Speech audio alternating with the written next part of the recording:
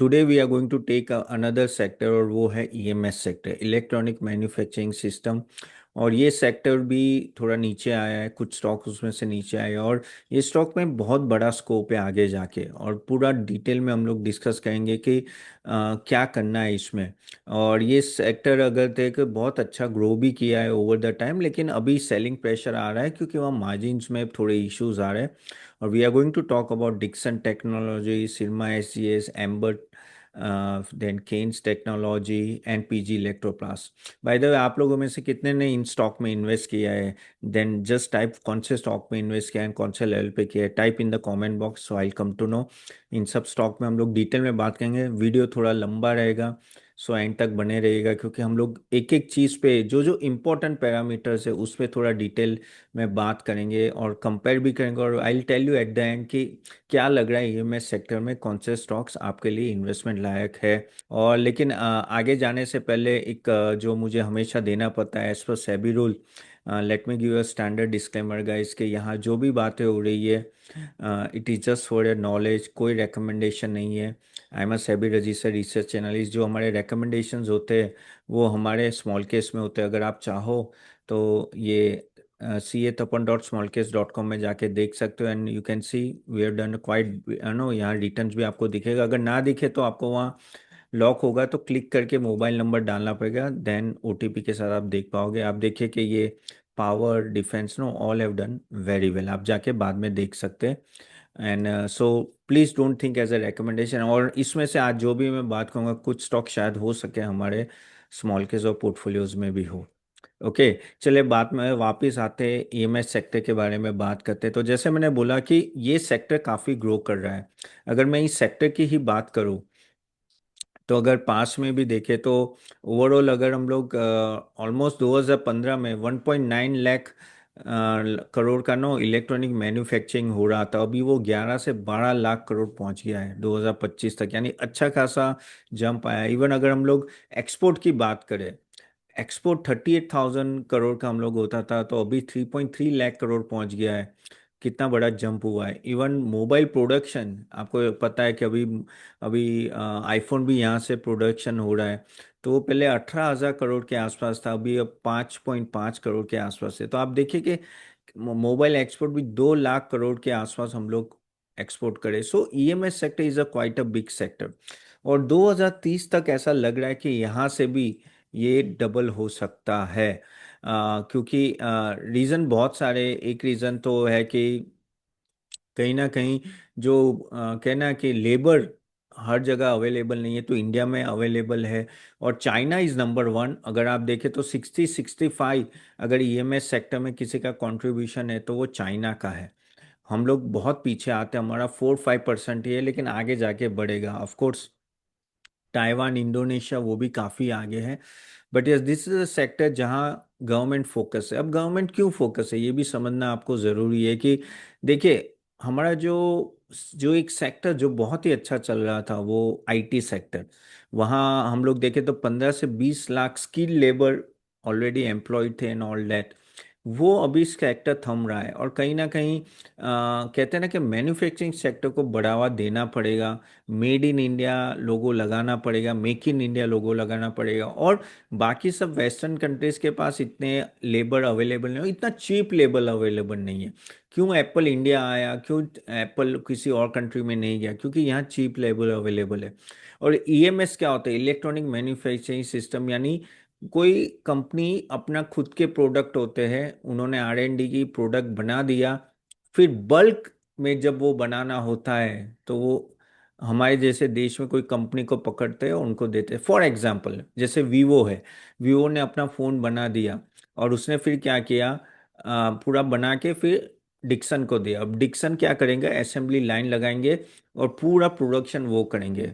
और पूरा यानी कहते हैं ना, पूरा यानी वो कॉन्ट्रैक्ट होता है, 5 साल 10 साल के कॉन्ट्रैक्ट होते हैं, 3-3 साल के। और लंबे कॉन्ट्रैक्ट होते हैं जहाँ आर एंड डी सब कुछ ट्रांसफर भी होता है, लेकिन हाँ क्लॉजेज होता है कि आप किसी को बता नहीं सकते। सो इसलिए ईएमएस सेक्टर इस तरह से ग्रो कर रहा है, और यहाँ इंडिया में पॉसिबिलिटी बहुत है। तो इसलिए ये अच्छा ग्रो होगा और आगे ग्रो होने वाला है। और पिछले 2 साल 3 साल में आपने देखा होगा ये सभी नाम जो मैंने दिए, डिक्सन, आप देखो, फिर केन्स देख लो, सिरमा एसजीएस, पीजी इलेक्ट्रोपास, एम्बर, सब कितने बड़े थे, लेकिन पीछे एक साल में एक अच्छी खासी गिरावट हमने देखी है। सिरमा एसजीएस एक एक्सेप्शन है, एम्बर भी थोड़ा ही गिरा है, ज़्यादा नहीं है, लेकिन बाकी तीन अच्छे खासे गिरे हैं। तो अभी हमारा जो फोकस होगा, इंडिया में जो फोकस होगा, वो पीसीबी भी होगा, कैमरा, डिस्प्ले, ये सब मॉड्यूल्स जो होते हैं, compressor, OSAT and all that. तो ये सब पे ना ये सब कंपनियां आएगी। तो अभी काम कर लेते हैं, आगे जाने से पहले ना मैं थोड़ा आपको ब्रीफ बता देता हूँ कि ये क्या सब कंपनियां करती है। जैसे मैंने बोला, थोड़ा वीडियो लंबा होगा तो प्लीज़ बने रहिएगा। So talking about that guys, देखो हर एक का जैसे मैंने बोला कि हर एक की अलग एक्सपर्टाइज है। जैसे फर्स्ट हम लोग डिक्सन की बात करें, डिक्सन का कोर बिजनेस क्या है कि वो डाइवर्सिफाई ईएमएस प्लेटफॉर्म है, और वो मोबाइल बनाता है, आपके टेलीकॉम में है, आईटी हार्डवेयर कंपोनेंट सब बनाते हैं, खास करके मोबाइल में उनकी एक्सपर्टाइज है। वो असेंबली टू कंपोनेंट मैन्युफैक्चरिंग भी करता है, और वो सेक्टर में एक तरह से ईएमएस सेक्टर में लीडर की तरह मान सकते हो आप। और कहीं ना कहीं वो अभी बैकवर्ड इंटीग्रेशन भी कर रहा है। जैसे कंपोनेंट मैन्युफैक्चरिंग क्या होता है कि देखो, ये असेंबली करते हैं तो कंपोनेंट बाहर से आते हैं, ठीक है, तो वो कंपोनेंट बाहर से आते हैं, और फिर कभी कभी सप्लाई चेन में प्रॉब्लम हो गया, चाइना से माल होने आने वाला हो तो वहाँ नहीं आया, तो एक दिक्कत आती है। तो ये लोग क्या करते हैं, बैकवर्ड इंटीग्रेशन करते हैं। वरना what do you mean by backward integration, यानी जो कंपोनेंट आपके प्रोडक्ट में लगे, जैसे कोई मोबाइल फोन में एक पार्ट लग रहा है तो वो खुद बना देंगे। जैसे एक टीवी में डिस्प्ले पैनल लगता है तो वो खुद बनाएंगे। तो वो अभी इन्होंने बैकवर्ड इंटीग्रेशन चालू किया। अब उसका फायदा भी क्या होता है कि आपके मार्जिन बढ़ जाते हैं, क्योंकि आप जब बाहर से प्रोडक्ट लाते हो तो आपके पास मार्जिन है, तो आप बाय करते हो ना, मार्जिन यानी इन सब कंपनियों के, यानी एटलीस्ट मैं डिक्सन का बोलूँ तो बहुत ही कम मार्जिन होता है, 4 से 5% के मार्जिन पे ये लोग चलते हैं। यानी आप सोचो वॉल्यूम का गेम है। आर यू गेटिंग इट, क्योंकि वो उस तरह का प्रोडक्ट में इन्वॉल्व है। सिमिलरली एम्बर जो है, एम्बर है वो क्या करता है, जो आपके एयर कंडीशनर है, इलेक्ट्रॉनिक्स, और इवन रेलवे प्लेटफॉर्म के लिए जो भी कंपोनेंट चाहिए, तो वो सब करता है। तो वो भी बहुत ही इम्पोर्टेंट है। और मैं एक काम करता हूँ, आपको थोड़ा समझा देता हूँ कि प्रोडक्ट के नाम ईएमएस, जैसे मैंने एब्रीवेशंस में यूज़ करता हूँ, लेकिन शायद आपको पता हो ना, ईएमएस यानी इलेक्ट्रॉनिक मैन्युफैक्चरिंग सिस्टम। फिर ओडीएम आएगा, ओडीएम बहुत बार मैं नाम यूज़, ओडीएम यानी ओरिजिनल डिज़ाइन मैन्युफैक्चरर, जो डिज़ाइन करके आपको देता है। फिर ओईएम यानी ओरिजिनल इक्विपमेंट मैन्युफैक्चरर, ओके, जो ब्रांड ओनर है, जो वो प्रोडक्ट का ब्रांड ओनर है। पीसीबी यानी प्रिंटेड सर्किट बोर्ड, ओके, आपने वो टीवी में देखा होगा ना, वो ग्रीन कलर का एक बोर्ड होता है जिसपे सब चिप लगी होती है छोटी छोटी, तो पीसीबी होता है। पीसीबीए यानी प्रिंटेड सर्किट बोर्ड असेंबली, यानी वो पूरा बना के देता है आपको, असेंबली पूरा करके देता है। ओसेट, ओसेट क्या होता है, जो केन्स करता है ओसेट यानी OSAT, outsource semiconductor assembly and test. यानी क्या होता है इसमें कि आपने कहीं सेमीकंडक्टर ऑलरेडी बना दिया, अभी वो बल्क मैन्युफैक्चरिंग करना है, तो वो केन्स करेगा। जैसे आपको मैं एक नाम दे दूं, TSMC, आपने सुना होगा कोरिया में, तो वैसी कंपनी। ओके, RAC यानी रूम एयर कंडीशनर, जो मैं एम्बर की बात कर रहा हूँ, तो HVAC यानी heating, ventilation and air condition के रिलेटेड ही है। और PLI मानी यानी production link scheme, production link scheme यानी जो गवर्नमेंट आपको इंसेंटिव देती है आपको बल्क में प्रोडक्शन करने के लिए। तो ये कुछ नाम आपको मैंने इसलिए बोला कि नो आपको थोड़ा मैं ये सब वर्ड्स यूज करूंगा, आपको लगेगा कि क्या है, ठीक है। तो that is a thing. So coming back again, तो ये अगर हम लोग बात करें तो एम्बर क्या करता है, एयर कंडीशनिंग में है, इलेक्ट्रॉनिक्स और रेलवे प्लेटफॉर्म के कुछ प्रोडक्ट बनाता है। जैसे आप पीसीबी ले लो, इवन डेटा सेंटर कूलिंग जो होता है ना, वो भी है, तो उसमें उनका है। तो मोस्टली ये कह सकते हैं थोड़ा डाइवर्सिफाई है, लेकिन डिक्सन जितना बड़ा नहीं कि उसके बाद आप गिन सकते हो। तीसरा मैं बात करता हूँ सिरमा एसजीएस। सिरमा एसजीएस काफ़ी छोटी कंपनी है, लेकिन बहुत ही बढ़िया, उसके मार्जिन से बहुत ही अच्छा परफॉर्मेंस है। वो ऑटोमोबाइल्स में पीसीबी बनाते हैं, प्रिंटेड सर्किट बोर्ड, जो मैंने बात की, डिफेंस में है। और वो भी लो लो मार्जिन, लेकिन उसमें उसकी मार थी ये पीसीबी में, वो जो बनाते हैं ना प्रिंटेड सर्किट बोर्ड, उसमें मारते हैं, यानी उसकी, और उसका मार्जिन भी अच्छा इंप्रूव हो रहा है। चौथा है पीजी इलेक्ट्रोप्लास्ट, आपने नाम वो आपका एयर कंडीशन और फ्रिज और वो सब बनाते हैं, वाइट गुड्स मैन्युफैक्चरिंग कहते हैं उसको। और उसमें क्या करता है कि वो पूरा इंटीग्रेशन करके आपको देता है, यानी ओरिजिनल जो आपका जो मैन्युफैक्चरर है, मैन्युफैक्चर जो डी जैसे एलजी है, एलजी को बल्क में बनाना है तो शायद वो पीजी इलेक्ट्रोप्लास्ट को देगा, तो वैसे। लास्ट में बोलूँ तो केन्स, केन्स तो बहुत गिरा था। अब केन्स क्या करता है, जैसे मैंने बोला ओसेट, आउटसोर्स सेमी कंडक्टर, यानी उसने केन्स का, अगर आपको पता है यहाँ साणंद में, मैं अहमदाबाद में हूँ, यहाँ साणंद में ही पास में ही है, बहुत बड़ी यूनिट लगाई है केन्स ने। और उसका इनोग्रेशन करने के लिए खुद मोदी जी आए थे। ओके, तो वो पीसीबी और वो सब, तो इसमें मार्जिन्स अच्छे होते हैं इसके, यानी बहुत बड़ी अपॉर्चुनिटी, यानी बहुत ही बड़ी, पर इसका एग्जीक्यूशन सबसे पुअर है। सबसे पुअर अगर ये सभी पांचों कंपनी में से होगा ना तो ये होगा, वो भी पीसीबी एंड ऑल दैट वो होता है, तो उसमें है। अच्छा, बाय द वे आपके कोई क्वेश्चंस है कमेंट बॉक्स में ज़रूर डालेगा। और होप, आई नो मैं थोड़ा, ये हैवी चीज़ है लेकिन समझना इसलिए ज़रूरी क्योंकि ये सेक्टर का आगे जाके इन्फ्लुएंस बड़ा होगा, इसलिए अगर ना पता चले तो ये वीडियो वापस देख लेना। लेकिन हाँ, इसलिए मैं धीरे धीरे जा रहा हूँ। Okay, are you getting value और नॉट, देन जस्ट है we for value guys, just है वी फॉर वैल्यू। अभी हम लोग एक एक करके कंपनी को डिस्कस करेंगे, ठीक है। तो देखो, जैसे मैंने बोला आपको कि रेवेन्यू ग्रोथ इन सब के पहले बहुत ही अच्छे थे, अभी धीरे धीरे नो थोड़े कम हुए। और उसके रीज़न क्योंकि थोड़ा डिमांड में प्रॉब्लम होती है एंड ऑल दैट, उसके वजह से भी इशू आता है, ठीक है। तो अगर हम लोग ग्रोथ क्वालिटी भी देखें ओवर द टाइम, और अगर जैसे नो डिक्सन 25-30% से आराम से ग्रो कर, इवन अभी तक ग्रो करते आ रहा है, लेकिन उसका मार्जिन का इशू आया था। और कहीं ना कहीं आगे जाके क्या होगा उस पर क्वेश्चन मार्क था, इसलिए ये स्टॉक काफ़ी गिरा है। एम्बर भी अच्छा खासा ग्रोथ करता है, 20-22%। सिरमा सबसे अच्छा अगर भाग रहा है तो सिरमा भाग रहा है। केन्स, केन्स का इशू है कि वो गाइडेंस ही देता है, बड़ी बड़ी बातें करते हैं लेकिन वो होता नहीं है, दैट इज द प्रॉब्लम। तो ग्रोथ क्वालिटी सब में है और ग्रोथ ड्राइवर्स भी बड़े हैं, ठीक है, लेकिन सबके खुद के इशू होते हैं। जैसे एक काम करते हैं, एक एक करके इशू की बात करते हैं क्योंकि वो सबसे इम्पोर्टेंट है। जैसे हम लोग पहले बात करते हैं केन्स की बात, अरे सॉरी, हम लोग बात करते हैं डिक्सन की। अगर डिक्सन की मैं बात करूं तो उसका मार्जिन जैसे मैंने बोला सिर्फ 4% है, वॉल्यूम जबरदस्त है, कोई दिक्कत नहीं है। अभी ये स्टॉक अगर आप टॉप से देखो तो 40% गिरा होगा, लेकिन उसका मार्जिन प्रेशर में है।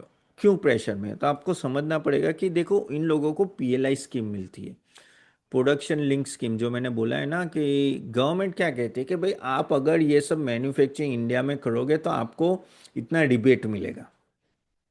तो 4% जो उनका मार्जिन है उसमें से 1% तो रिबेट ही है। अगर वो रिबेट भी हटा दे तो उनका मार्जिन 2.5 या 3% आ जाता है। ऊपर से उनका वीवो का केस चल रहा है, कोर्ट में चल रहा है कि वीवो उनको, यानी उनका केस नहीं चल रहा है, बेसिकली गवर्नमेंट ने वीवो पे लगाया है कि केस के भाई तुम मनी लॉन्ड्रिंग कर रहे हो। और वो चाइना की कंपनी है वीवो, तो वो भी अभी चल रहा है, वो उनका सबसे बड़ा, कहते हैं ना कि कस्टमर है। देखो, इनके कस्टमर ज़्यादा नहीं है डिक्सन के, 6-7 होंगे, 5, लेकिन बड़े बड़े होंगे और बड़े बड़े कॉन्ट्रैक्ट होंगे, लंबे लंबे कॉन्ट्रैक्ट होंगे। क्योंकि आप देखो, वो कंपनी जिसके लिए ये लोग काम करें उनके लिए भी अच्छा है ना, क्योंकि ये पूरी असेंबली लाइन डालनी पड़ती है, कैपेक्स डालना पड़ता है, यानी ये डिक्सन टेक्नोलॉजी अपफ्रंट कैपेक्स लगा के पूरा काम करता है, यानी पूरी असेंबली लाइन से। असेंबली लाइन क्या होती है, आपने कहीं वो देखा होगा ऑटोमोबाइल में या वीडियो में कहीं ना, कि एक जगह पे डोर लगते, दूसरी जगह पे सीट लगते, तीसरी जगह पे मिरर लगता है, धीरे धीरे गाड़ी आगे जाती है और एंड में बनती है, तो वो असेंबली लाइन कहते हैं। तो पूरा कैपेक्स ये सब कंपनी लगाती है। तो ये सब से फायदा क्या होता है, जो ओरिजिनल कंपनी जो इनको कॉन्ट्रैक्ट देती है, कि ये सब उनको नहीं करना पड़ता है, करेक्ट। सो इसमें प्रॉब्लम क्या हो रही है कि जो मोबाइल्स का इनका जो मेन बिजनेस है, इसमें शायद ऐसी बातें चल रही है कि पीएलआई स्कीम कहीं ना कहीं बंद होगी आगे जाके।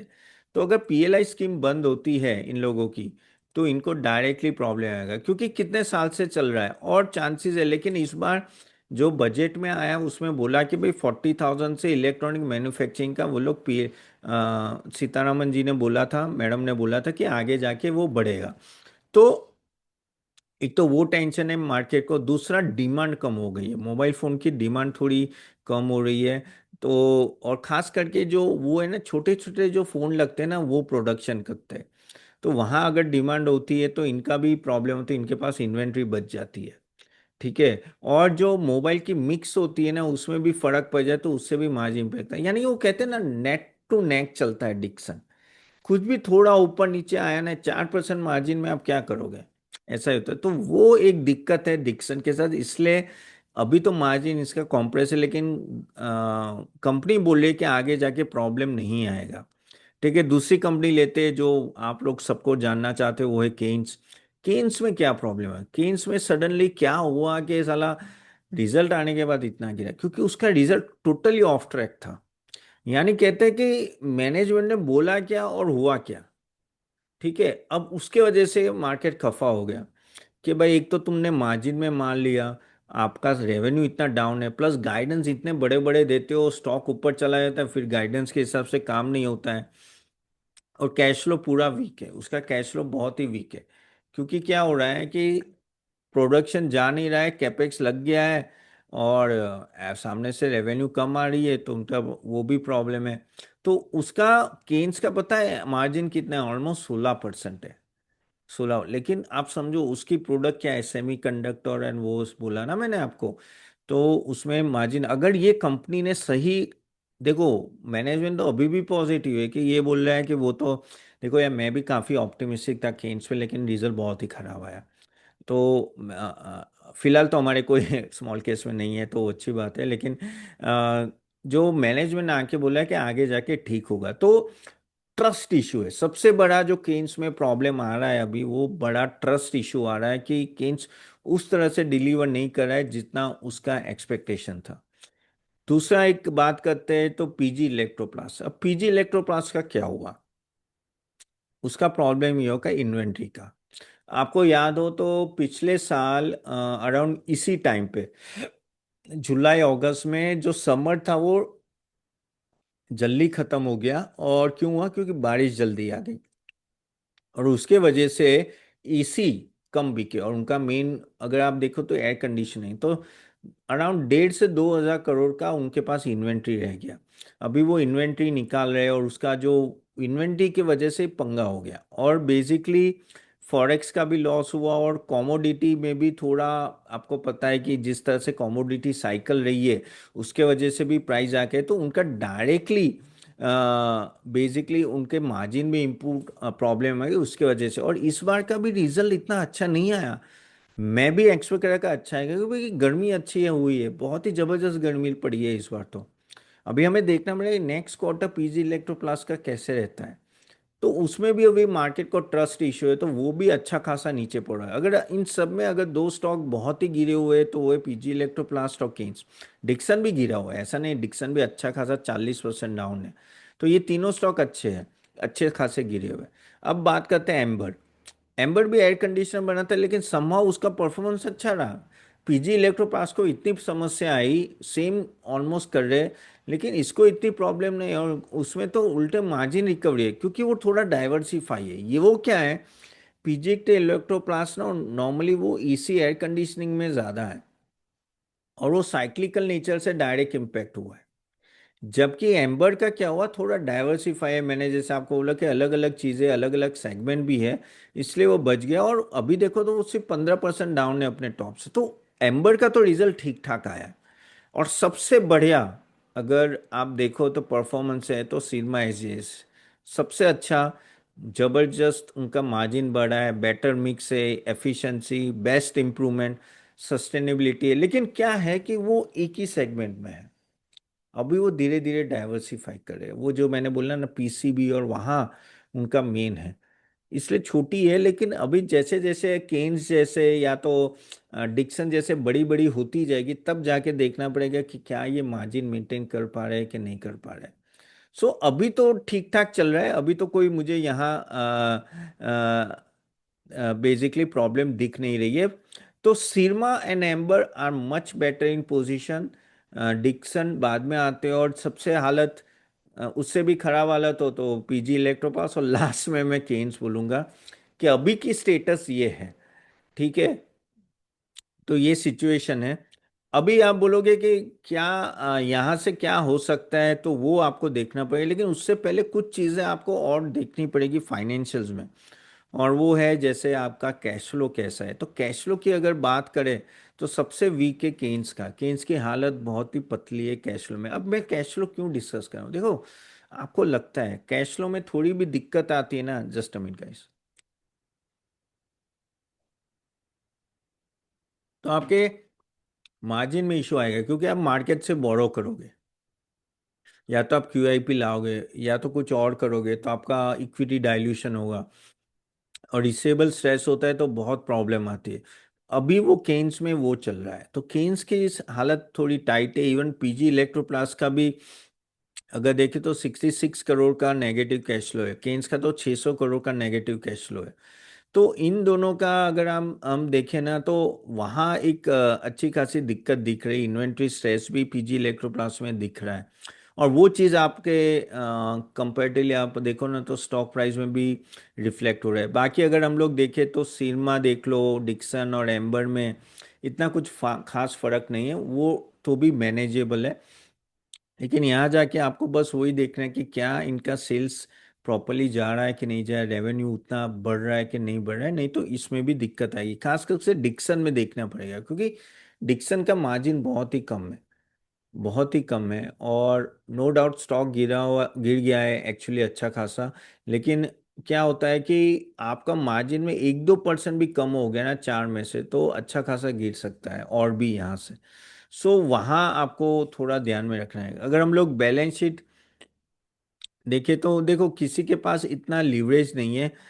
थोड़ा बस वही है कि अगर आप केन्स का देख लो तो शायद वो क्यूआईपी लाने की बातें कर रहा है, तो उसके वजह से बाकी ठीक ठाक है। अभी इसमें क्यों बैलेंस शीट इनकी ठीक होती है वो भी आपको समझिए कि जैसे डिक्सन है, डिक्सन का क्या होता है कि वो जो यानी उनके वेंडर है, सॉरी इनके कस्टमर है, ठीक है, उनको वो प्रोडक्शन करके दे देता है तो वहां से पैसे आते हैं। लेकिन जहां से वो थर्ड पार्टी से जो माल लेता है ना, उनको 3-3 महीने 2-2 महीने के बाद देता है, तो उसके पास कैश फ्लो अच्छा रहता है, और प्लस उनकी बैलेंस शीट भी उस तरह से स्ट्रांग होती है।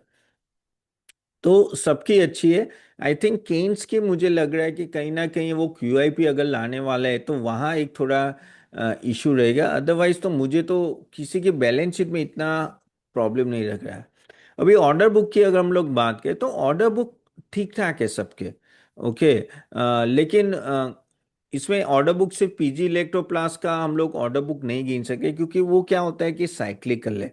कह सकते हैं कि समर टू समर ज़्यादा चलता है, तो उसमें डिमांड फैक्टर ज़्यादा होता है। बाकी सबके ऑर्डर बुक भी देखे तो केन्स का बहुत ही अच्छा ऑर्डर बुक है, या नो ऑलमोस्ट 2.5 टाइम्स समथिंग है।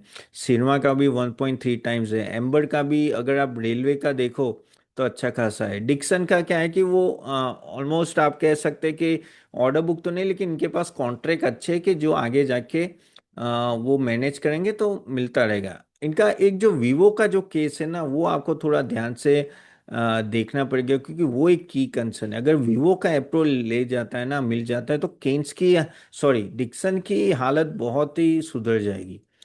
ओके, तो एक वीवो का जो मैंने मनी लॉन्ड्री का और वो मैंने आपको बताया, वो चीज़ आपको थोड़ा ध्यान में रखना है। एम्बर का आई थिंक रेलवे से अच्छा खासा ऑर्डर बुक मिलता रहता है, लेकिन रेलवे से मिलता रहेगा, आगे भी अच्छी खासी डिमांड है। सिरमा की बात करें तो Syrma they are trying to diversify, so hopefully they able to diversify. तो क्या अभी 1.3 है तो आगे जाके ऑर्डर बुक अच्छी रहे। ओके, मैं गाइस आपको कंपैरिजन इसलिए करके दे रहा हूँ कि आपको पता चले कि सबकी पोजीशन कहाँ है अभी। पीजी इलेक्ट्रोप्लास तो मैंने जैसा बोला सीजनलिटी पे है, और केन्स का अच्छा है, लेकिन बस वही है कि आगे जाके किस तरह से डिलीवर करेंगे वो है। अभी जो एक बहुत ही इम्पोर्टेंट पार्ट जो हमें देखनी पड़ेगी कि वो है इसमें मैनेजमेंट, और उनके जो क्रेडिबिलिटी कैसी है क्या है। क्यों? क्योंकि ये सेगमेंट इतना बड़ा है और इसमें इतना स्कोप है ना कि आप इजीली बड़ी बड़ी बातें कर सकते हो, ये कर लेंगे वो कर लेंगे, लेकिन कभी कभी क्या होता है आप बड़ी बातें करो डिलीवर नहीं कर पाते, तो मार्केट ट्रस्ट छोड़ देता है और स्टॉक गिरा देता है, जैसे केन्स में हुआ। जहां आप कहते हैं ना कि वो बोलते कुछ है और होता कुछ है, यानी बहुत ही, यानी मैनेजमेंट कमेटी बहुत ही खराब है और गाइडेंस भी सही नहीं है। तो और दूसरा अगर हम लोग बात करें तो पीजीएल का भी वही हो रहा है। पीजीएल पीजीएल यानी आपका पीजी इलेक्ट्रोप्लास्ट, उन्होंने भी बोला था कि इन्वेंट्री मोस्टली जब ये आप बोलो जून का क्वार्टर हुआ था लास्ट टाइम, बोला था कि मे बी दिसंबर तक ठीक हो जाएगा, लेकिन वो हुआ नहीं है।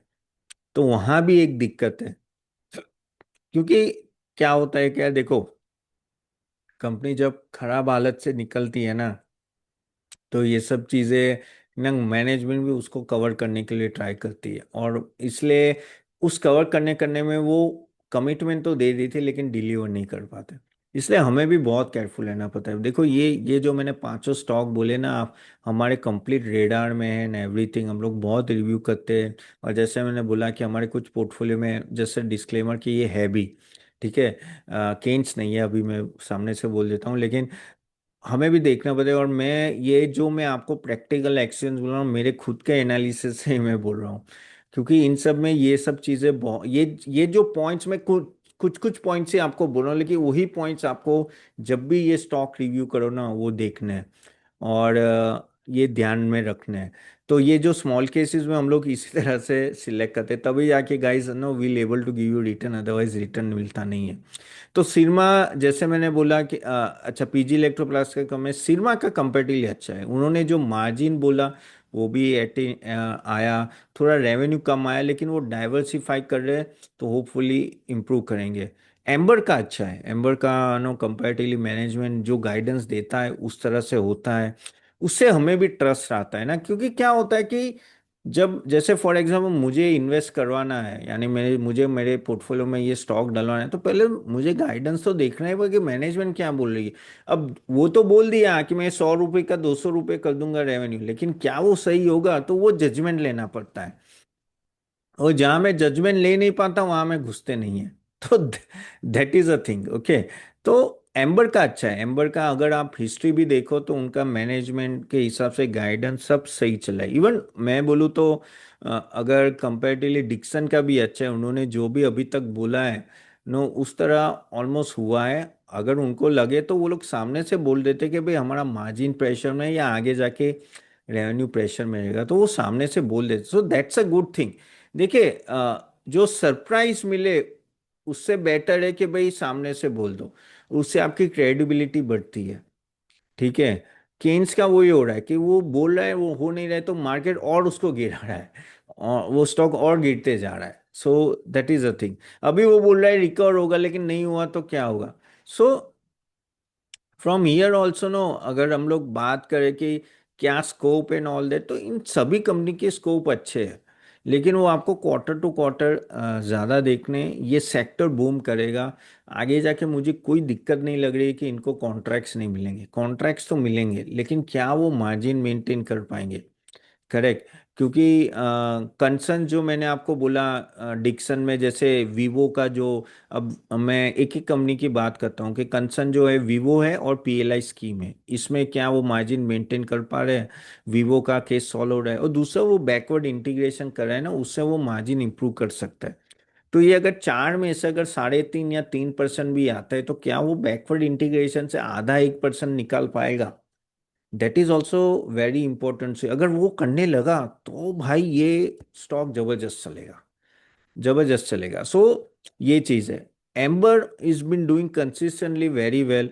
बस वो कॉमोडिटी का और कैपेक्स का प्रेशर रहेगा, कॉमोडिटी साइकिल अप है तो आपका डायरेक्टली मार्जिन में हिट आता है, तो कंपेरेटिवली वो आपको थोड़ा देखते रहना पड़ेगा।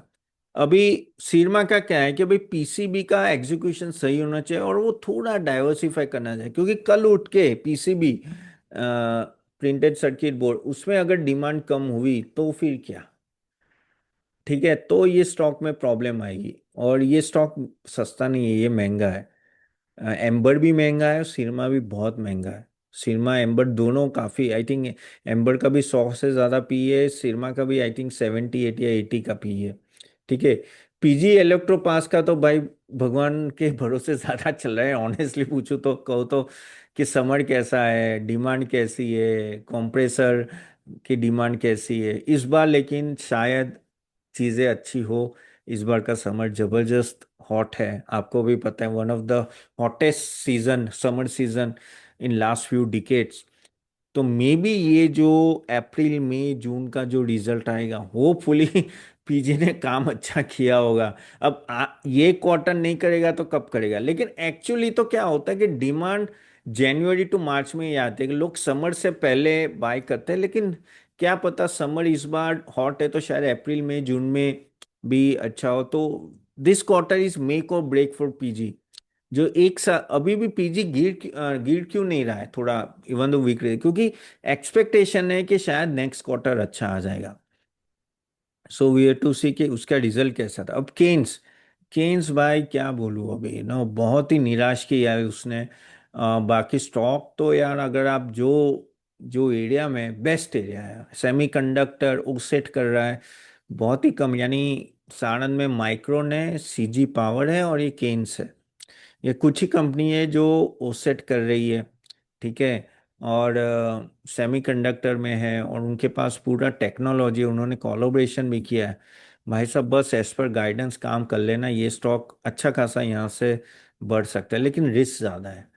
क्योंकि अगर बात करो तो सब लोग तो स्केप्टिकल ही है कि सही में, क्योंकि जो गाइडेंस उन्होंने दिया है ना, तो उन्होंने उनको यहाँ से 50% से ग्रो करना पड़ेगा in order to achieve the target जो उन्होंने गाइडेंस दिया है।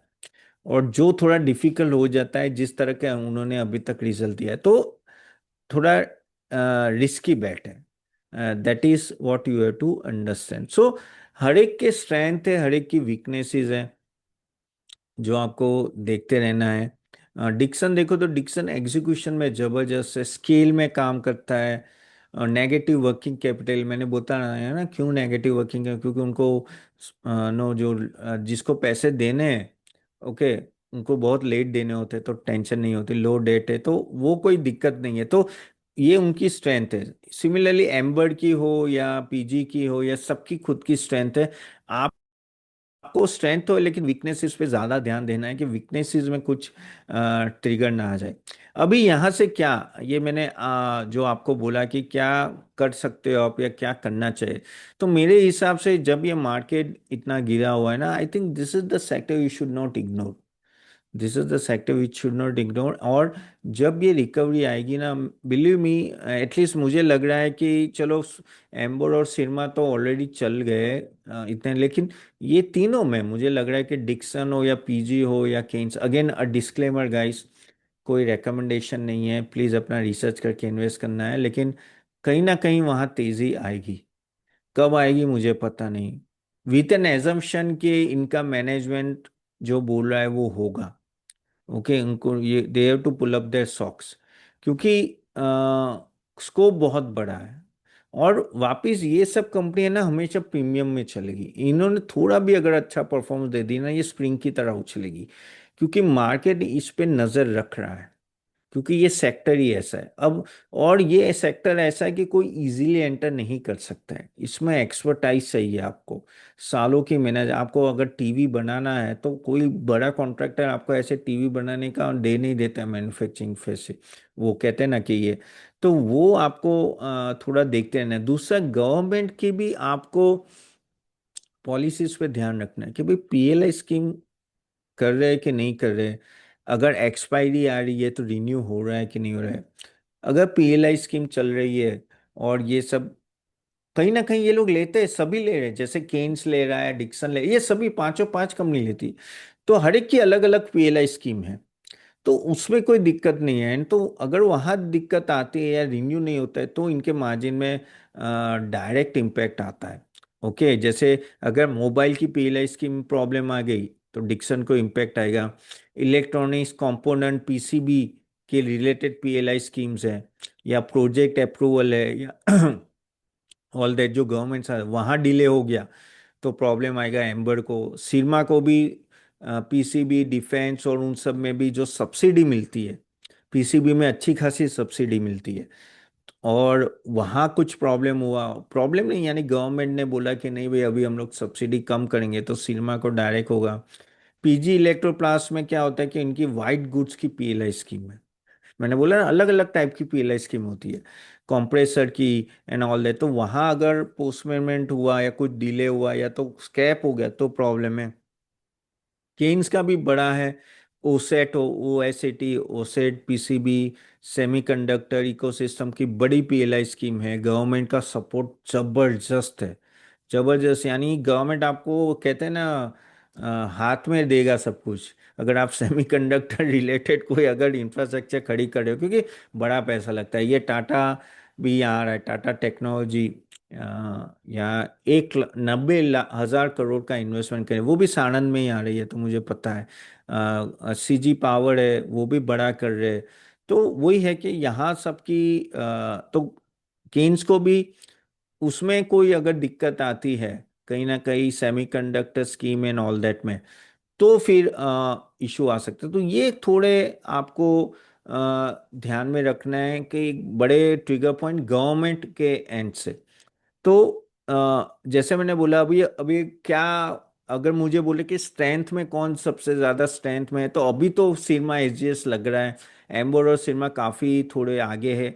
डिक्सन है लेकिन स्कोप बहुत बड़ा है आगे जाके। और पीजी और केन्स को आपको क्वार्टर टू क्वार्टर देखते रहना है कि क्या रिकवरी आ रही है कि नहीं आ रही है। तो ये चीज आपको देना। तो रिस्की कौन सा है, सेफ कौन सा है, वो मैंने आपको बताया। सी, जैसे मैंने बोला कि ईएमएस के लिए मैंने अभी तक जो बताया बस उतना ध्यान रखे, वो इम्प्लीमेंट करेंगे, उतने points, figure points are more than enough. Now talking about our model portfolios guys, just to before I go and talk tell you about our small cases, just to introduce myself guys, क्योंकि काफ़ी नए लोग आए हैं। So guys, my name is Tapan Doshi, I am a chartered accountant and a SEBI registered analyst, और मैं earlier portfolio manager भी रहा हूँ। And I analyze more than 1,000 crore plus portfolio. Client member of TIH is almost 4,000 plus across the world, and investor impact is 1 lakh plus across the world. ये मेरा SEBI register number है guys, आप चाहो तो जाके देख सकते हो। और आज जो भी सर्विस प्रोवाइड करे as per the SEBI rules, हमारा कंटिन्यूस ऑडिट होता है। Okay, and whatever I am going to show you इस ऑडिट, इवन मैं अभी जो रिटर्न्स दिखाऊंगा हमारे स्मॉल केसेस मॉडल पोर्टफोलियो, वो हर रोज चेंज होते हैं और वो भी ऑडिटेड होते हैं। हर महीने सेबी के साइड से ये ऑडिट होता रहता है। Okay, so again I do come regularly on TV like ET Now, CNBC, Z, NDTV, VT Now, then Money 9 and all that channels. Okay, ये कुछ snapshot like with Nikunj Dalmia, with CNBC Bazaar and so many other channels, ET Now, NDTV. Again, I do come on various, my publications are there, Mint, Economic Times, Business Standard, Business Today and all that. Okay, so don't worry, यहाँ जो भी आपको service मिलेगी it is one of the top notch. तो और मेरी खुद की रिसर्च टीम है consistent of charter accountant, they are also SEBI registered. Okay, now let me talk you about our returns. Again मैं आपको जो बता रहा हूँ वो ऑडिटेड है, तो ऐसा मत सोचना कि हमने बना के रख दी है। ये हम इसको टच भी नहीं कर सकते, एक बार सेट हो गया तो ये रिटर्न आते हैं और उसको ऑडिट भी होता रहता है। ठीक है, now talking about our small cases, तो बेसिकली इसमें guys just to tell you about year, ये हमारे जो भी पोर्टफोलियोज है 400 रुपीज प्लस जीएसटी से स्टार्ट होता है एवरी मंथ। ओके, बहुत ही नॉमिनल फीस है, अराउंड 470 रुपीज। लेकिन इसमें आपको अलग अलग टाइप के पोर्टफोलियोज मिलते हैं, आप जो चाहे चूज कर सकते हो। और and know you can select and you can invest. Okay, और उसमें अलग अलग जैसे मैंने बोला ना कि आपके रिस्क प्रोफाइल के हिसाब से आपको सिलेक्शन करना है। ठीक है, वो आपके डीमेट अकाउंट से भी लिंक हो जाएंगे, तो आपको ऑटोमेटेड करना है तो ऑटोमेटेड भी हो जाएगा। जैसे फॉर एग्जांपल आपका रिस्क प्रोफाइल थोड़ा हाई है और आप रिस्क लेना चाहते हो, तो जैसे city small and mid cap compound और city small cap alpha fundamental थोड़ा रिस्क हाई है, तो आप देखिए ये 2 मंथ्स का रिटर्न 18%, 20%। इवन दो मार्केट गिर गया इतना गाइस, लिसन में हम लोग 23,000 पे बैठे हैं, तो भी ये रिटर्न है। आप सोचो तो, ये इवन हमने पावर मेगा ट्रेंड डिफेंस उसमें भी आप देखिए। हाँ ऑफ कोर्स ये थीमेटिक है, एक ही सेक्टर में इन्वेस्ट करेंगे यानी पावर में या defence, but that is gain almost 28% return both. अगर आपको फ्लेक्सी कैप जाना है यानी large cap, mid cap, small cap, यानी आपको रिस्क कम लेना है, तो ये ये पोर्टफोलियो ले सकते हैं, सिटी ग्रोथ लीडर और city earning compound 18% 4% return respectively. और अगर आपको म्यूचुअल फंड लेना है, आप नॉर्मली म्यूचुअल फंड अपने एजेंट थ्रू लेते हो, वो क्या होता है कि आप उसमें 1% कमीशन भी देते हो। ओके। और हर साल जाएगा, आपको पता नहीं चलेगा, वो म्यूचुअल फंड वाले आप में से काट के दे रहे हैं। तो 1% ऑफ AUM होता है, यानी आपने 10 लाख डाले तो हर साल 10,000 रुपये जाएंगे। ओके, अगर वो 1 करोड़ हो गया तो 1 लाख जाएंगे। यहाँ क्या है कि यहाँ कुछ उसकी फीस हमारी सिर्फ 2,500 रुपये है। उसकी तो 200 प्लस GST है, बहुत ही कम है। और उसमें आपको डायरेक्ट NAV में इन्वेस्ट कर पाओगे उसमें, तो वो एक बहुत ही अच्छा है। ये थोड़ा रिटर्न गलत आ चुका है, यहाँ 7% है, ये सॉरी ये गलत है। आई थिंक ये टाइपो एरर है, लेकिन 7% रिटर्न है इसका लास्ट 2 मंथ्स में। तो बेसिकली उससे फायदा क्या होगा कि आप अपना कमीशन बचा लोगे। That is the best thing. तो आगे जाके बहुत, और ये जो आप अप्लाई करोगे आपके डायरेक्टली आपके डीमेट अकाउंट में बाय हो जाएगा। सो दिस इज व्हाट। और ये क्यों आपके लिए ज़रूरी है, क्योंकि गाइस यहाँ आपको एक तो स्ट्रक्चर पोर्टफोलियो मिल जाता है, यानी आपको टेंशन, जैसे आपके पास 5 लाख रुपए है, चलो 1 लाख रुपए भी है, आपको इन्वेस्ट करना है, तो आप सोचोगे कौन से में डालूं, कितना डालूं, कितनी क्वांटिटी में लूं, कितने वैल्यू में लूं। यहाँ क्या होगा, हम लोग परसेंटेज देंगे कि ये स्टॉक का इतना परसेंटेज, जैसे 15 स्टॉक दिया, ये स्टॉक में 7% डालना है, उस स्टॉक में 8%, इस स्टॉक में 4%। यानी आपका जो अमाउंट होगा उतना परसेंटेज, यानी 7%, तो आपकी जैसे 2 लाख है, 2 लाख का 7% आपको उस स्टॉक में डालना है। वैसे वेटेज दिया जाएगा, तो उससे आपको प्योर क्लैरिटी आएगी। और उसका रीबैलेंस होता रहेगा, जैसे जैसे एवरी क्वार्टरली रीबैलेंस होगा, यानी हम लोग रिजल्ट रिव्यू करेंगे, या तो कुछ प्रॉब्लम आ गया बीच में, तो हम लोग वो स्टॉक निकाल के आपको नया स्टॉक देंगे, तो आपको मैसेज आएगा, ईमेल आएगा, व्हाट्सअप आएगा। और उसके बेस पे अगर आपने डीमेट अकाउंट लिंक किया है, आपको सिर्फ अप्रूव करना है, अपने आप हो जाएगा, या तो आप मैन्युअली भी कर सकते हो। अगर आप डीमेट अकाउंट लिंक नहीं करना चाहते तो भी that is okay. So this is the best thing I can give it to you guys. और प्लस मंडे सेशन होता है, एवरी मंडे 9 PM सेशन होता है, जहां आप अपने स्टॉक रिलेटेड कोई भी क्वेरीज है, ओके, आपके पास और भी बहुत सारे स्टॉक्स होंगे, करेक्ट, पुराने स्टॉक्स, उसमें करना क्या है, तो उस दिन सिर्फ मेंबर्स, और आज जैसे होस्ट टू पैनलिस्ट है वैसे भी उस टाइम पे भी होगा, और आप कोई भी मुझे क्वेश्चन पूछ सकते हो और मैं आपको आंसर दूंगा, तो उससे गाइडेंस मिलेगा। Here is a need of expert service, यहाँ आपको एक्सपर्ट सर्विस की ज़रूरत है गाइस। अगर अभी तक आपका पोर्टफोलियो नहीं चल रहा है, आप कहीं ना कहीं बड़ी मिस्टेक कर रहे हो, और यहाँ आने के बाद आपको मिस्टेक पता चलेगी। That's why I am telling you this is the best thing happen to you. अगर आप यहाँ लेते हो, बिंदास ले लो, आगे जाके बस ये फॉलो करो, और कुछ करने की ज़रूरत नहीं है। How many are interested in this, then just type I for interested, just type I for interested. Again जैसे मैंने बोला कि 3 तरह के पेमेंट होंगे, quarterly, half yearly, yearly. Quarterly 500 plus GST, half yearly 450 plus GST, yearly 400 plus GST। I am going to increase the prices guys, मैं अभी से बोल रहा हूँ, बहुत ही नॉमिनल रखे, लेकिन कुछ ही टाइम में मैं इंक्रीज कर रहा हूँ। अब अगर आज आप आ गए, तो ये आपका प्राइस रहेगा जब तक आप रिन्यूअल करते रहोगे, ये चेंज नहीं होगा, हमेशा यही प्राइस में रिन्यूअल होगा। लेकिन अभी समझ लो ये 400 प्लस GST का मैंने समझ लो 1,000 रुपये प्लस GST कर दिया, तो आप नए प्राइस में आओगे, फिर रिन्यूअल भी नए प्राइस में होगा, सो दैट। और आपको भी पता है 470 रुपीज़ हम लोग ऐसा खर्चा कर लेते हैं कहीं भी वीकेंड में, तो शाम के खाने में ही 4 लोग जाओगे, 2,000 रुपये खर्चा हो जाता है, correct. Again what you are getting, defined stock list, discipline allocation, periodic review, rebalancing, direct ownership to your demat account. Okay, सब कुछ आपको एक ही जगह मिल रहा है। सिंपल मॉडल है, हम लोग पोर्टफोलियो बनाएंगे, मैं पोर्टफोलियो बनाऊंगा मेरी टीम के साथ, मेरी टीम रिव्यू करती रहेगी, जो भी चेंजेस है आपको बोलती रहेगी, आपको सिर्फ उसको सब्सक्राइब करना है। एक बार सब्सक्राइब करने के बाद सॉरी, आपको वो पोर्टफोलियो दिख जाएगा। फिर आप चाहो तो अपने डीमेट अकाउंट से लिंक कर सकते हो, अगर आप चाहो तो। ओके, लिंक कर देते हो, तो फिर क्या होगा कि आपको इन्वेस्ट करना है, तो सिर्फ बटन दबाना होगा कि इतना अमाउंट डालना है, और अपने आप आपका जो, जैसे आपका मोतीलाल ओसवाल है या ज़रोदा है, वो अपने आप मैंने जो पोर्टफोलियो डिज़ाइन किया है उसी परसेंटेज में एलोकेट कर देगा। 20 ब्रोकर के साथ टाई अप है।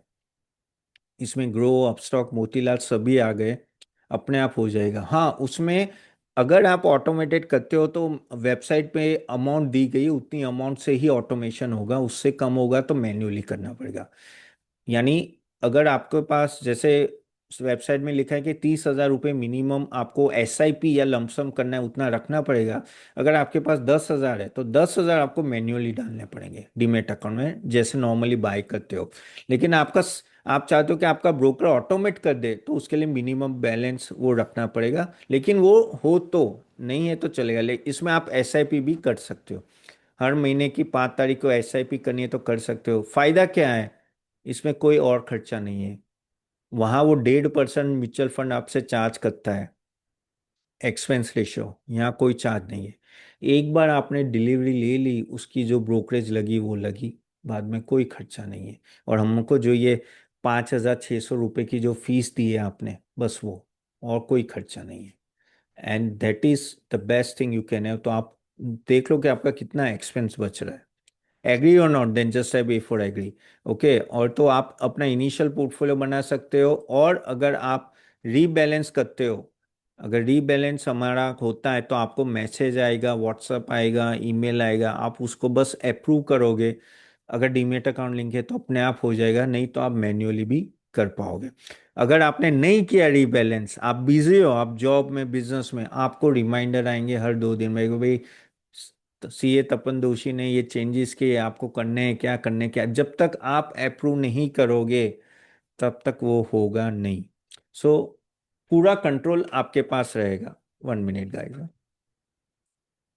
अगेन, जैसे मैंने बोला, वीकली सेशन होगा जहाँ Q&A, portfolio price, stock price, mutual fund price. This is the best thing आपके लिए। क्यों?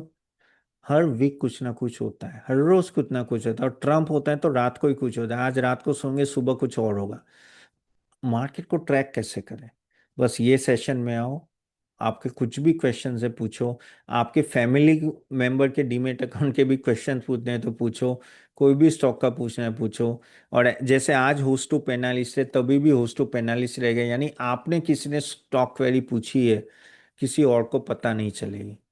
सो this is the best thing, यहाँ सब कुछ सॉल्व हो जाएगा।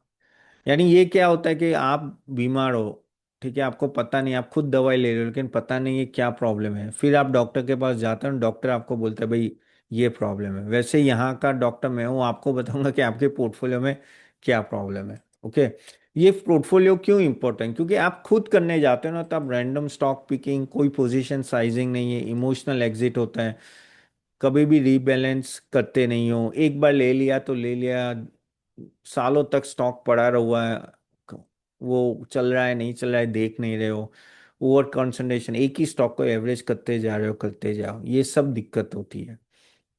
ये सब दिक्कत आपने पास में भी फेस की होगी। आप यहाँ आने के बाद ये सब नहीं होगा आपका, क्योंकि आप स्ट्रक्चर वे में जा रहे हो। ठीक है, आप जैसे एक सिटी से दूसरे सिटी में जाते हो तो सही रोड पकड़ना ज़रूरी है, वैसे यहाँ भी सही रोड पकड़ना ज़रूरी है।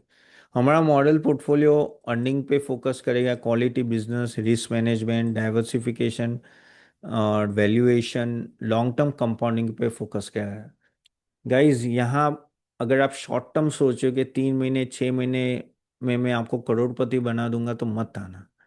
लेकिन मैं एक चीज़ की गारंटी देता हूँ, गारंटी तो नहीं बोल सकते, सेबी बोलेगी गारंटी कैसे दे रहा है, लेकिन बहुत मुझे उम्मीद है कि ओवर द इयर्स, 2 साल, 5 साल, 10 साल, आपका वेल्थ क्रिएशन के लिए कंपाउंडिंग जो जरूरी होती है वो प्रोवाइड मैं हेल्प करूंगा, कंपाउंडिंग प्रोवाइड करने में।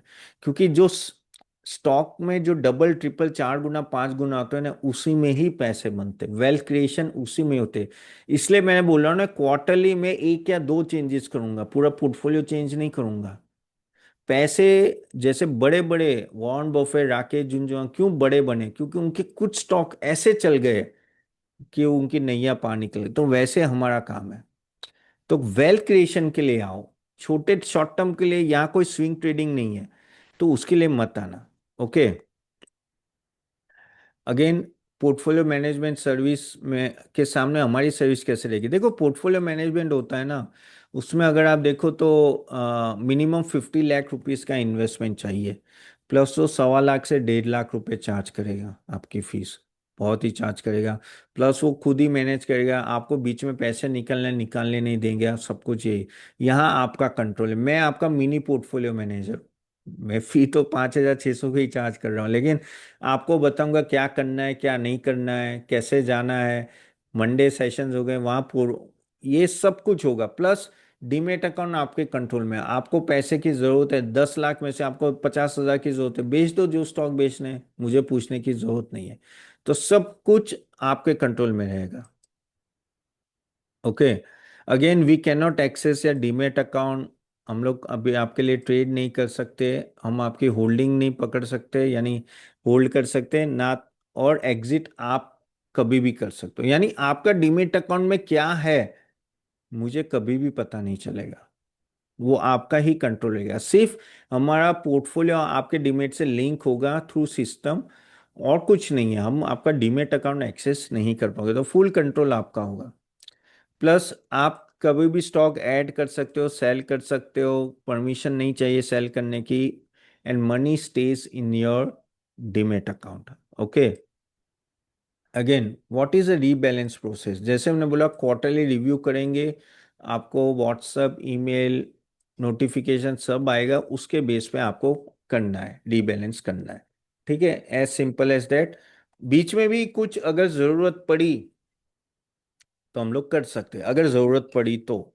अदरवाइज ज्यादा चेंजेस नहीं होंगे, जैसे मैं बोला क्वार्टरली 1 और 2 चेंजेस इन अ पोर्टफोलियो। क्योंकि हमने जब ये पोर्टफोलियो बना दे तभी बहुत एक्सटेंसिव रिसर्च करके स्टॉक सिलेक्शन करते हैं, और जरूरत पड़ती है तभी चेंज करते हैं, क्योंकि नहीं तो कंपाउंडिंग नहीं हो सकता ना, दैट इज अ थिंग।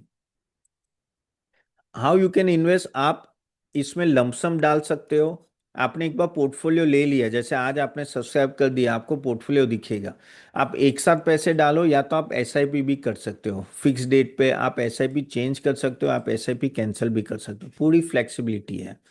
जैसे मैं बोला सिस्टम थ्रू करना है तो वेबसाइट पे एक स्पेसिफिक अमाउंट होगी, उतने का मिनिमम होना चाहिए, तभी वो ऑटोमेशन होगा। उससे नीचे कम है तो आपको मैन्युअली करना पड़ेगा, लेकिन आप पैसे तो डाल ही पाओगे। और मैंने जैसे बोला डीमेट अकाउंट लिंक करो या ना करो, मेन पोर्टफोलियो दिखना चाहिए। पोर्टफोलियो आज ही पता चल जाएगा तो कल से आप इन्वेस्ट करना चालू करो। And again I am repeating myself again and again, near 23,000 level, this is the best time to invest. Last हमारा जो बॉटम था 23,000, 22,300 400 का था। ओके। वो लगता नहीं है वहां तक हम लोग पहुंचेंगे। ओके। आई थिंक ये बेस्ट टाइम है इन्वेस्ट करने का। राजेंद्र पटेल, एसआईपी तो यही स्टॉक में एसआईपी होगी। आप समझो ये जो मैंने पोर्टफोलियो दिया है ना, जैसे राजेंद्र आपको समझ लो हर महीने में आपको 30,000 50,000 रुपये डालने हैं। आप हमारे सिस्टम में जाकर फिक्स कर लो कि ये, जैसे आपने स्मॉल कैप अल्फा ले लिया है, तो स्मॉल कैप अल्फा हर महीने 50,000 जाने चाहिए 5 तारीख को। अपने आप आपके डीमेट अकाउंट में, आपके मुझे नहीं देना, आपके डीमेट अकाउंट में 50,000 का बैलेंस रखना। हर 5 तारीख को 50,000 मैंने जो पोर्टफोलियो दिया है 15 स्टॉक में, बेस्ड ऑन द वेटेज आपका ऑटोमेटिक डिवाइड होके चला जाए, यानी आपको मैन्युअली बाई नहीं करना पड़ेगा। तो वही स्क्रिप्ट में एसआईपी होगी। जैसे आप एक सिंपल सी बात है, जैसे म्यूचुअल फंड में एसआईपी करते हो ना, हर 10 तारीख और 5 तारीख को एसआईपी कटती है, यहाँ भी कटेगी, सिर्फ यहाँ डीमेट अकाउंट में कटेगी। और वहाँ वो म्यूचुअल फंड में 40 स्टॉक में जाता है, यहाँ ये 15 स्टॉक में जाएगा। क्लियर? ओके राजेंद्र, तो वही वही एसआईपी, यही एसआईपी है, लेकिन अच्छा है ना, यहाँ आपका एक्सपेंस रेशियो ही नहीं है। अगर नोटिफिकेशन आपको व्हाट्सएप नोटिफिकेशन आएगा, ऐप, ईमेल, रीबैलेंस, बहुत सारी जगह से आपको अगर कोई रीबैलेंस होता है, यानी रीबैलेंस यानी चेंजेस होती है, आपको मैसेज आएगा, तो वो टेंशन आप मत लीजिएगा। ठीक है। So as I told you guys, this is what we provide. And अगर अगर मेरे आप पिछले 1 घंटे से मेरे साथ हो, अगर थोड़ा भी मेरे पे भरोसा है, बिंदास ले लो। मैं झूठ नहीं, आज ही एक क्लाइंट ने एक साथ 6 लिए। ठीक है। तो हर एक दो दो, कोई 3 3 लेता है, कोई 4 4 लेता है, कोई 5। अगर नहीं लेना है, आप एक लेना है तो एक लेके देखो। ठीक है। बट इतने में कुछ नहीं होता है, 400 plus 470 per month is nothing guys. और फीस की टेंशन मतलब 5,600 रुपये, यानी 470 × 12, 5,600 रुपये ऐसे निकल जाएंगे। एक अच्छा स्टॉक आएगा, आराम से निकल जाएगा। और मुझे लग रहा है अगर मेरी मानो तो कहीं कभी ना कभी रिजोल्यूशन आएगा। 1 महीने में आएगा, 15 दिन में आएगा, पता नहीं, ईरान, यूएस और इसराइल का। तो स्टॉक अपने आप ये मार्केट 1,000 पॉइंट निफ्टी भाग जाएगा, तो ये आराम से आपका वसूल हो जाएगा। सो ये सब हो जाएगा। हाँ राजेंद्र, रीबैलेंस सब में होगा। अरे एसआईपी क्या है, इस इन्वेस्टमेंट होके आपके डीमेट अकाउंट में शेयर पड़ा रहेगा ना। फिर जैसे रीबैलेंस आएगा तो अपने आप ऑटोमेटिक वो रीबैलेंस, वो स्टॉक निकाल के दूसरा स्टॉक ले लेगा। ठीक है। सो this is the best thing you can have guys. और इसके लिए आप टेंशन मतलब, आपको बहुत सारे क्वेश्चन होंगे या सिस्टम में होगा नहीं होगा। हमारी पूरी एक आरएम होगा, अंकिता, मैं नंबर दे दूंगा, आप उसको कभी भी कॉल कर सकते हो। और पूरा एक कॉल सेंटर है स्मॉल केस का, यानी वहाँ 20 लोग बैठे हुए हैं। कुछ भी प्रॉब्लम है, आपको फ़ोन करना है, आपको अपना कौन से सब्सक्रिप्शन लिया है वो देना है, और मोबाइल नंबर देना है, ईमेल आईडी। वो आपको पूरा हेल्प करेगा। कोई भी दिक्कत होगी तो आपका पूरा, यानी पूरी कस्टमर केयर होगी। अगर कहाँ भी अटके तो हम हेल्प कर देंगे। Got it. तो वो सब मिलेगा, और with at 470 rupees per month, with Monday session for you. Okay, इससे इससे सस्ता मैं दे नहीं सकता। और आप, और ये रिटर्न भी देखिए, अच्छे, आप ये देख ही पा रहे हो, अच्छे रिटर्न है, तो उसमें कोई डाउट नहीं है। ओके। यहाँ से अगर मार्केट अप जाता है तो रिटर्न सुधरेंगे, कम नहीं होंगे। ओके। और जैसे मैंने बोला 3 ऑप्शन है। I tell you to go with yearly option. Okay, लेकिन ये 3 ऑप्शन है। फीस मैं बढ़ा रहा हूँ, अभी से मैं हेड्स अप देता हूँ, फीस बढ़ा रहा हूँ, तो आप बेटर ले लेना। नहीं तो फीस बढ़ जाएगी, तो उसी फीस में फिर हर साल रिन्यूअल वही फीस में होगी, क्योंकि यहाँ अकबर आए तो आप रहोगे, मुझे पता है। अच्छा, आप बोलोगे तपन बीच में कैंसिल करना है तो कर सकते हो, वो दिक्कत मतलब कि अगर आपने साल का लिया और लगा कि नहीं यार तपन कैंसिल करना है, वहाँ कैंसलेशन का बटन आएगा, कैंसिल कर लो, खत्म हो जाएगा। ओके। जैसे मैंने बताया, CA Tapan.smallcase.com, आप ये देख रहे हो, करेक्ट। अब यहाँ देखिए, यहाँ आपको है ना, यहाँ आपको लॉक दिखेगा। जो अगर आपको रिटर्न देखते हैं तो उसको डबल क्लिक करना, लॉक को। ये जहाँ रिटर्न लिखा हुआ है ना, वहाँ मोबाइल नंबर मांगेगा, आपको डालना है, ओटीपी आएगा, ओटीपी डाल देना। क्यों? रीजन मैं बताता हूँ, क्योंकि एज पर सेबी रूल्स आपके कंसर्न लेनी पड़ते हैं आपको रिटर्न दिखाने से पहले। लेकिन ये आप देखिए कि अच्छा रिटर्न हर जगह है। ठीक है, वही जो रिटर्न मैंने आपको बताया वही यहाँ है। ये सभी है। अभी आपको समझ लो कि आपको ये, जैसे ये स्मॉल कैप अल्फा में इन्वेस्ट करना है। ठीक है, तो कैसे करना है? ठीक है, तो आप क्या करो, इसको पहले आई थिंक मुझे लॉग आउट करना पड़ेगा, मैं लॉग आउट कर लेता हूँ, जस्ट अ मिनट। हाँ, तो आप इसको सब्सक्राइब नाउ बटन दबाओ। वहाँ जो बटन था वो सब्सक्राइब नाउ, वहाँ दबा दिया। फिर यहाँ आप ईमेल आईडी डाल दो, जैसे मैंने ये एक डाली है, ये डमी है। कंटिन्यू। ठीक है, और यहाँ देखिए 12 मंथ्स का आया है। ओके, उसको सिलेक्ट किया हुआ है, इसमें आपको 3 मंथ्स का ऐसे सिलेक्ट करना है, 12 मंथ्स का ये है। देन आप क्या करो, ये कंटिन्यू बटन दबाओ। ओके, ये कंटिन्यू दबाओगे, एंड फिर आपको यहाँ, यहाँ आपको पान कार्ड नंबर डालना है, और यहाँ फ़ोन नंबर डालना है। पान कार्ड क्यों डालना है? क्योंकि एज पर सेबी रूल हमें केवाईसी करना पड़ता है जो भी हमारे साथ एनरोल होता है। और फ़ोन नंबर डालोगे, फिर एक ओटीपी आएगा, ओटीपी डालोगे, फिर आगे जाके आप पेमेंट कर सकते हो। UPI, demat account, sorry, UPI, credit card, debit card, सबसे आप कर सकते हो, या नेट बैंकिंग से भी कर